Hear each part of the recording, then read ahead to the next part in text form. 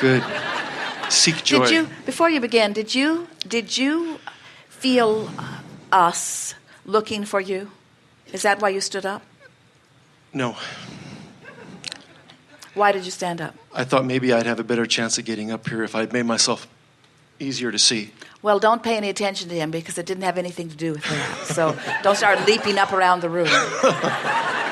But we could feel the intensity of you, and it was that same intensity that caused you to stand up. But the same thing happens here that happens in any creation. When you are clear about what you want and in a place of expectation, then you're in the right place for manifestation. And that's why we wanted to call that to your attention. That sounds good. You can jump up and wave your arms and be out of alignment. In this case, you just happen to be in alignment. It wasn't the standing up. All right. Thank you. I have some... Sorry, we've used all your time.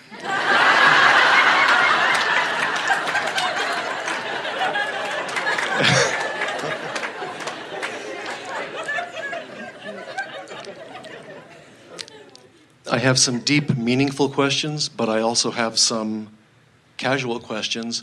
And on the 20 tapes and CDs I've listened to so far, the Ask and It's Given book, a lot of those deep questions have been answered. I think I know enough. I don't necessarily I can go on what I know now and progress. But there are some things I'm wondering about. And if we have time, we'll go to some of the deeper questions. I don't know if we'll have time. I felt like... They're brewing the tar and plucking the feathers.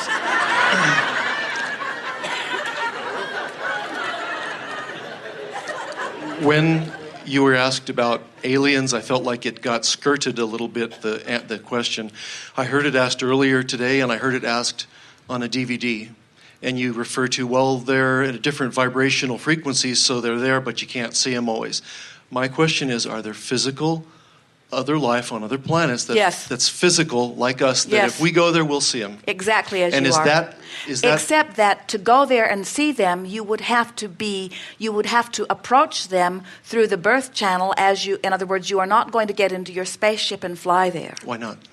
Because they are... The distance is too vast? The distance is too vast, and the vibrational difference does not allow it. In other words, where you are here, you have to understand, you all think this is so very real as you are perceiving it through your vibrational translators. And what you are perceiving is perceived by you, but not perceived by others. And it would be the same if you were to go someplace else. So you would have to, from this physical format, return to non-physical, and from that vantage point, project yourself there.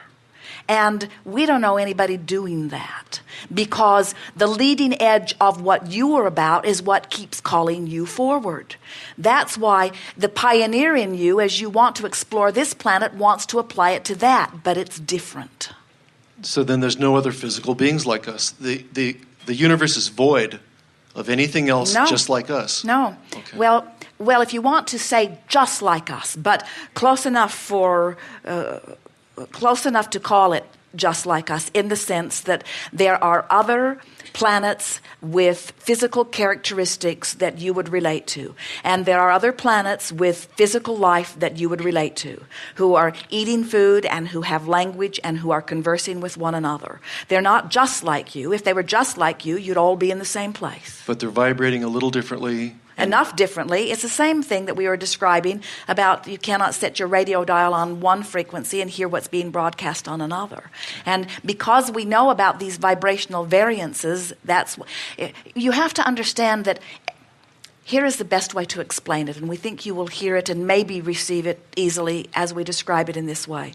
So here you are in this physical body having these life experiences, and from this vantage point you are giving birth to a vibrational escrow that is the result of this vantage point.